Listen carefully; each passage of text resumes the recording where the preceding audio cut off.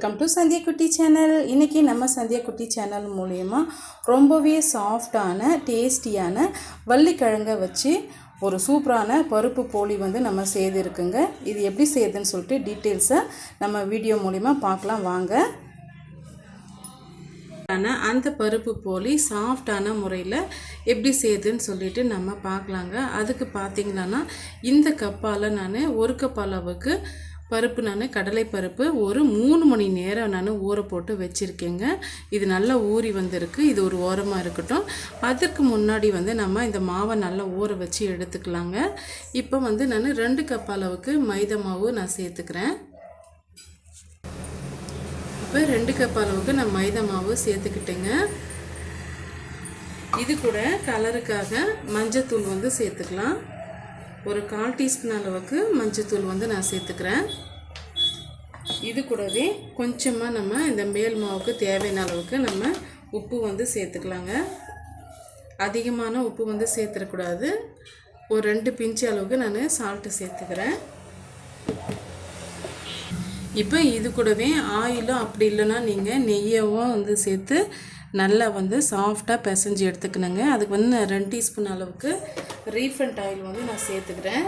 சேர்த்துட்டு ஒரு முறை நல்லா கலந்து கொடுத்துக்குங்க.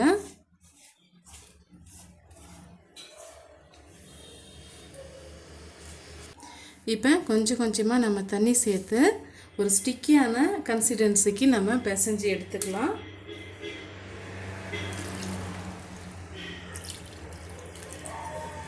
சப்பாத்தி மாவு அளவுக்கு பிசையக்கூடாதுங்க. கொஞ்சம் ஸ்டிக்கியாக தான் பிசைஞ்சு எடுத்துக்கணும்.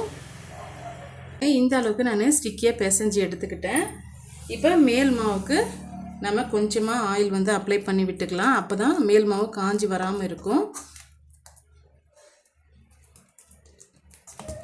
இது அப்படியே ஒரு 2 மணி நேரம் நல்லா ஊறி வரட்டுங்க. இது ஊறி வரத்துக்கு முன்னாடி நம்ம பருப்பை வேக வச்சு எடுத்துக்கலாம். இப்போ இது நல்லா ஊறி வரட்டும். ஒரு மூடி போட்டு நம்ம கவர் பண்ணி விட்டுக்கலாங்க. பருப்பை நம்ம குக்கரில் சேர்த்து விட்டுக்கலாம். இப்போ இந்த பருப்பு முங்குற அளவுக்கு தண்ணி சேர்த்துக்கலாங்க. அதிகமாக வேணால் இந்த அளவுக்கு நம்ம சேர்த்து விட்டுக்கினா போதும். இப்போ குக்கர் மூடி போட்டு 4 விசில் வர வரைக்கும் வேக வச்சு எடுத்துக்கலாங்க. 4 விசில் விட்டு எடுத்துக்கிட்டோம். ஸ்டீமும் போயாச்சு. இப்போ பாருங்கள் எந்த அளவுக்கு வெந்து வந்திருக்குன்னா, இப்போ ஒரு பருப்பை எடுத்து இது போல் நசுக்கி பாருங்கள். நல்லாவே ஒரு 4 விசில்லே நல்லா வெந்து கிடைக்கும். நமக்கு கொஞ்சமாக தண்ணி இருந்ததுன்னா அதை நம்ம வடிகட்டி நல்லா ஆற விட்டு எடுத்துக்கலாங்க. இப்போ நம்ம ஆற வச்சுருக்க பருப்பு நல்லாவே ஆறி வந்திருக்குங்க. இது மிக்ஸி ஜாரில் சேர்த்து நல்லா குறப்பாக அரைச்சி எடுத்துகிட்டு வந்துடலாம். இந்த அளவுக்கு நான் அரைச்சி எடுத்துக்கிட்டேன். இது போல் இருந்ததுன்னா நம்ம தனியாக கடாயை வச்சு நம்ம மிக்ஸ் பண்ணி கொடுக்க வேண்டிய அவசியமே இல்லைங்க. சூப்பராக நம்ம மிக்ஸி ஜார்லேயே அரைச்சி நம்ம எடுத்துக்கலாம். பிடிக்கிறதுக்கும் நம்ம ஈஸியாக பிடிக்க வரும் பாருங்கள். இப்படி தான் ரோட்டு கடைகளெல்லாம் செய்வாங்க. தனியாக பாகு எடுத்து அந்த மாதிரியெல்லாம் செய்ய மாட்டாங்க. இது போல் நான் சொன்ன அளவுகளோடு நீங்கள் செய்து பாருங்கள். உங்களுக்கு ரொம்பவே யூஸ்ஃபுல்லாக இருக்கும். இப்போ இன்றைக்கி இது வரைக்கும் யாருமே இது போல் நீங்கள் செய்திருக்க மாட்டீங்க. இது போல் நீங்கள் செய்திருந்தால் ஒரு முறை எனக்கு சொல்லுங்கள், நான் செய்திருக்கேன்ட்டு நான் தெரிஞ்சுக்கிறேன். இன்றைக்கி நம்ம ஒரு முக்கியமான இன்க்ரீடியன்ட்ஸ் நம்ம சேர்க்க போகிறோம். சக்கரவள்ளி கிழங்கு. சக்கரவள்ளி கிழங்கு நம்ம சேர்த்து இதோட நம்ம மிக்ஸ் பண்ணி சாப்பிடும்போது ரொம்பவே அருமையாக இருக்குங்க. இன்றைக்கி நான் இந்த அளவுக்கு 2 சக்கரவள்ளி கிழங்கு நான் எடுத்துக்கிறேன். இப்போ இந்த கிழங்கையுமே நம்ம மிக்ஸி ஜாரில் சேர்த்து நல்லா குறப்பாக அரைச்சி எடுத்துகிட்டு வந்துடலாங்க. இப்போ பாருங்கள் இந்த அளவுக்கு நான் அரைச்சி எடுத்துக்கிட்டேன். இப்போ இது கூடவே நம்ம 1 கப் அளவுக்கு வெல்லம் எடுத்துக்கலாங்க. அதையுமே இதோட நான் சேர்த்து விட்டுக்கிறேன். ஏற்கனவே நல்லா நான் நுணுக்கி தாங்க வச்சுருக்கேன். இருந்தாலுமே ஒரு சில இடத்துல கட்டிப்பட்டு இருக்குங்க பாருங்கள் இது போல். அதனால் மிக்ஸி ஜாரில் போட்டு நல்லா நைஸாக அரைச்சி எடுத்துகிட்டு வந்துடலாம். இப்போ நம்ம அரைச்சி எடுத்துகிட்டு வந்தாச்சுங்க. இப்போ நம்ம பருப்போடு நம்ம சேர்த்து விட்டுடலாம். நம்ம கிழங்கோடு சேர்த்து நல்லா கலவையாக செய்யும் போது பாருங்கள் இது போல் இலக்கம் கொடுத்து வந்துருச்சு. இதுவே நமக்கு பிசைஞ்சு எடுக்கிறதுக்கு கரெக்டாக இருக்கும். இப்போ இது கூடவே நல்லா வாசமாக இருக்கிறதுக்காக நான் ஏலக்காய் தூள் ஆட் பண்ணிக்கிறேன். பாருங்கள், இந்த அளவுக்கு நான் ஏலக்காய் பொடியை வந்து ஆட் பண்ணிக்கிறேங்க. ஆட் பண்ணிவிட்டு ஒரு முறை நல்லா வந்து கலந்து கொடுத்துக்குங்க.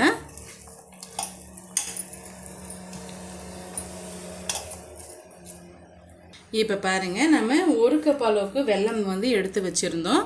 ஆனால் வந்து எனக்கு 1 கப் அளவுக்கு வெல்லம் வந்து மீதமாயிடுச்சுங்க. எதுக்காகன்னு பார்த்தீங்கன்னா, நம்ம சக்கரவள்ளி கிழங்கு வந்து நம்ம சேர்த்துருக்கோம். அதனால் வெல்லத்தோட அந்த இனிப்பு சுவையும் நீங்கள் பார்த்துட்டு வெல்லம் வந்து ஆட் பண்ணிக்கோங்க. 1 கப் அளவுக்கு நான் பருப்பு எடுத்திருந்தேன். அப்போது 1/2 கப் அளவுக்கு எனக்கு வெல்லம் வந்து சரியாக இருந்ததுங்க. சக்கரவள்ளி கிழங்கு சேர்த்து இருந்ததுனால 1/2 கப் அளவுக்கு எனக்கு சரியாயிடுச்சு. ஒருவேளை நீங்கள் சக்கரவள்ளி கிழங்கு வந்து சேர்க்கலன்னா 1 கப் அளவுக்கு நீங்கள் வெல்லம் வந்து சேர்த்துக்குங்க, கரெக்டாக இருக்கும். இது போல் நான் உருண்டைகளாக சேர்த்து வச்சுக்கிட்டேன். இப்போ இது ஒரு ஓரமாக இருக்கட்டும். இப்போ நம்ம ஆல்ரெடி ஊற வச்சுருக்க மாவு இருக்குதுங்களா, அதை வந்து ஓப்பன் பண்ணி பார்க்கலாம். பாருங்கள், இந்த அளவுக்கு நல்லாவே சாஃப்ட் ஆகிட்டு வந்திருக்கு. ஒரு 2 மணி நேரம் பக்கமாக நம்ம ஊற போட்டு வச்சுருந்தோம். ஒரு முறை நல்லா வந்து கலந்து கொடுத்துக்குங்க. பாருங்கள், இது போல் வந்து நல்லா வந்து ஸ்டிக்கியாக தான் இருக்கணும். பாருங்கள், இது போல் சேர்த்துக்கிட்டு கையில் வந்து கொஞ்சமாக வந்து ஆயில் வந்து அப்ளை பண்ணிக்கோங்க. அப்போ தான் வந்து ஒட்டி வராமல் இருக்கும். இப்போ மாவு வந்து கொஞ்சமாக எடுத்துக்கலாம். இப்போ இந்த மாவோட சைஸ் வந்து எந்த அளவுக்கு இருக்கணும்ன்ட்டு பார்த்தீங்களன்னா, இப்போ நம்ம செய்து வச்சுருக்க உருண்டைகள் இருக்கு இல்லைங்களா, அந்த அளவுக்கு வந்து சேமாக இருக்கணும். அப்போ தான் வந்து கரெக்டான அளவுக்கு நம்ம போலி வந்து திரட்ட முடியும். இப்போ பாருங்கள், இந்த மாவும் ஒரே ஈக்குவலாக இருக்குது. இது கொஞ்சம் இழக்காமல் இருக்கிறதுனால உங்களுக்கு கொஞ்சம் பெருசாக தெரியும். இப்போ இதை நம்ம எப்படி திரட்டுறதுன்னு சொல்லிட்டு நம்ம பார்க்கலாங்க. பட்டர் ஷீட்டு அப்படி இல்லைன்னா இது போல் வந்து ஏதாவது ஒரு கவர் ஒன்று எடுத்துக்கோங்க. அதில் வந்து நம்ம ஆயில் வந்து அப்ளை பண்ணிக்கலாம். அப்போ தான் ஒட்டி வராமல் நமக்கு ஈஸியாக இருக்கும்.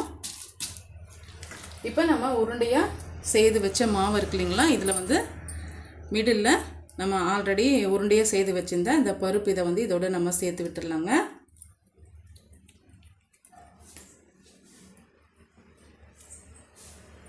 சேர்த்துட்டு இது போல் மூடி விட்டுருங்க. ஒருவேளை உங்களுக்கு எக்ஸஸாக மாவு தெரிஞ்சதுன்னா அதை வந்து நீங்கள் கொஞ்சமாக எடுத்து விட்டுருங்க. பாருங்கள், இது போல் இப்போ உருண்டைகளை நம்ம செய்து விட்டுக்கலாம். அவ்வளோதாங்க. இப்போ இப்படி இந்த கவர் மேலே வச்சு நல்லா இது போல் நீங்கள் ப்ரெஸ் கொடுத்து தேய்ச்சி விட்டிங்களன்னா ஈஸியாக நமக்கு நல்லா நம்ம திரட்டி எடுத்துக்கலாம்.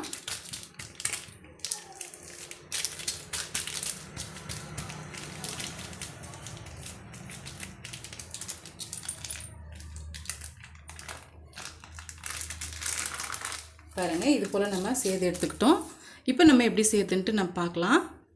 இப்போ தவா ஒன்று வச்சுக்கலாங்க. அதுக்கு மேலே வந்து ஆயிலும் அப்படி இல்லைன்னா நீங்கள் நெய்யை வந்து அப்ளை பண்ணிக்கோங்க. ஹை ஃப்ளேமில் இல்லாமல் மீடியமான ஃப்ளேமில் வச்சுக்கோங்க. ஹை ஃப்ளேமில் இருந்தாலும் டக்குன்னு வந்து கருகி போயிடும். சிம்மில் வச்சாலுமே வந்து ஹார்டாகிடுங்க. அதனால் மீடியமான ஃப்ளேமில் வந்து வச்சு விட்டுக்குங்க. இப்போ நம்ம கவர்லேருந்து எடுத்துட்டோம். அதை அப்படியே நம்ம சேர்த்து விட்டுடலாம். இப்போ இதுக்கு மேலே கொஞ்சமாக வந்து ஆயில் வந்து அப்ளை பண்ணிக்கலாங்க. மீடியமான ஹீட்லேயே இருக்கட்டும்.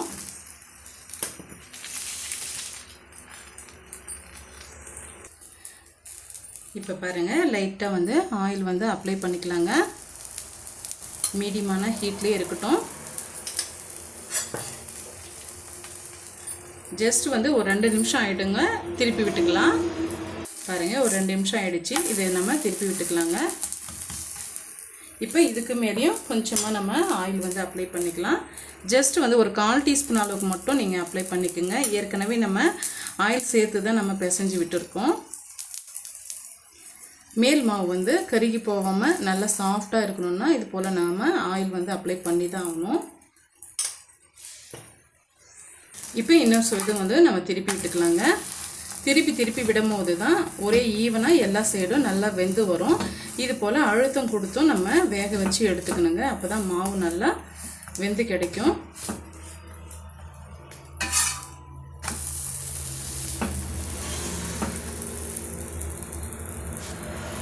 பாருங்கள், சூப்பராக நமக்கு வந்து பருப்பு போலி ரெடி ஆகிடுச்சு.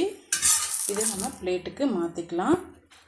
பாருங்கள், இப்போ நம்ம வெள்ளிக்கிழங்கோட சேர்த்து இதை சமைச்சி சாப்பிடும்போது அவ்வளோ டேஸ்ட்டாக இருக்குங்க.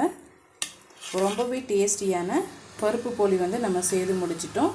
இதே போல் எல்லா பருப்பு போலியும் செய்து முடிச்சுட்டு பார்க்கலாங்க. எல்லா பருப்பு போலியும் நம்ம செய்து முடிச்சிட்டோம். இப்போ ரொம்பவே சாஃப்டாக வந்து நமக்கு போலி வந்து கிடச்சிருக்குங்க. பாருங்கள், இது வந்து நான் ஒன்று பிரித்து காமிக்கிறேன். பாருங்கள், எவ்வளோ வந்து சாஃப்டாக நமக்கு கிடச்சிருக்குன்னு சொல்லிட்டு. டேஸ்ட்டும் வந்து சக்கரவள்ளி கிழங்கு நம்ம சேர்த்துருக்கிறதுனால ரொம்பவே அட்டகாசமாக இருந்ததுங்க. இந்த ரெசிபி வந்து கண்டிப்பாக உங்களுக்கு பிடிக்கும்னு நினைக்கிறேன். பிடிச்சிருந்தால் மறக்காமல் சந்திக்குட்டி சேனலுக்கு சப்ஸ்கிரைப் பண்ணுங்கள், லைக் பண்ணுங்கள், ஃப்ரெண்ட்ஸ் அண்ட் ஃபேமிலியோடு நிறைய ஷேர் பண்ணுங்கள். தேங்க்யூ ஃபார் வாட்சிங்.